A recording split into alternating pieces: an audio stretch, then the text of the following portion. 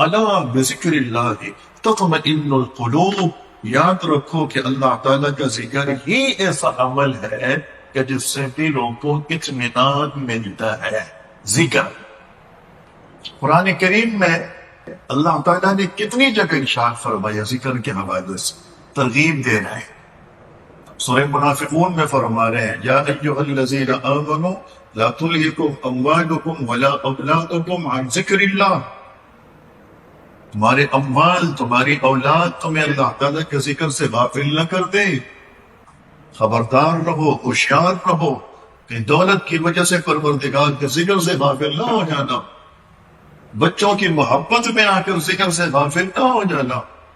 حجاج کرام مناسک حج میں کتنے مصروف رہتے ہیں، کتنے مصروف رہتے ہیں، اور کتنا مشکل عمل ہے، مشقت والا عمل ہے۔ اللہ تعالیٰ کیا فرما رہے ہیں فَإِذَا قَضَيْتُم مَّنَاسِكَكُمْ فَاذْكُرُوا اللَّهَ، جب تم مناسک حج سے فارغ ہو جاؤ تو پھر ایسا نہیں کہ چھٹی ہے اور میں کہ ذکر کرتے رہو، ذکر کرتے رہو، ہمیں یاد کرتے رہو۔ نماز جمعہ سے ہم فارغ ہوتے فَإِذَا قُضِيَتِ الصَّلَاةُ فَانتَشِرُوا فِي الْأَرْضِ وَابْتَغُوا مِن فَضْلِ اللَّهِ وَاذْكُرُوا اللَّهَ كَثِيرًا لَعَلَّكُمْ تُفْلِحُونَ۔ اگر کامیابی چاہتے ہو تو نماز جمعہ سے فارغ ہو جانے کے بعد ذکر اللہ کو نہیں چھوڑنا ہے۔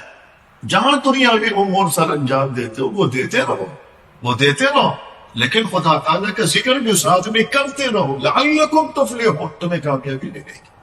یا ایھا الذین آمنوا اذا لقیتم فئۃ فاثبتوا واذکروا اللہ کثیرا لعلکم تفلحون۔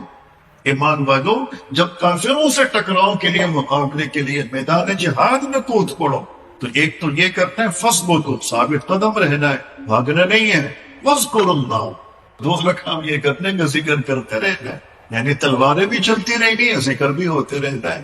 تو ذکر اللہ یہ ایک ایسا عمل ہے، اللہ سبحانہ و تعالیٰ نے قرآن کریم میں بار بار اسی کی طرف دعوت دی، فرمایا کہ نماز کے بعد ذکر کرو، حج سے فارغ ہو جاؤ ذکر کرو، نماز جمعہ سے فارغ ہو جاؤ ذکر کرو، میدان جہاد میں رہو ذکر کرو، گھر میں رہو ذکر کرو۔ الذین یذکرون اللہ قیاما وقعودا وعلی جنوبہم، اہل ایمان کی، ان اہل ایمان کی تعریف فرمائی ہے جو کھڑے بھی خدا کو یاد کرتے ہیں، بیٹھے بھی اللہ کا ذکر کرتے ہیں، لیٹے بھی اللہ تعالیٰ کا ذکر کرتے ہیں۔ قرآن کریم میں بارہا پروردگار نے ذکر اللہ کی طرف لوگوں کو راغب فرمایا ہے، ترغیب فرمائی ہے۔ اس کی وجہ کیا ہے؟ یہی وجہ ہے الا بذکر اللہ تطمئن القلوب، کہ سنو اور یاد رکھو اللہ تعالیٰ کا ذکر ہی ایسی چیز ہے جس سے دلوں کو سکون حاصل ہوتا ہے، دلوں کو اطمینان حاصل ہوتا ہے۔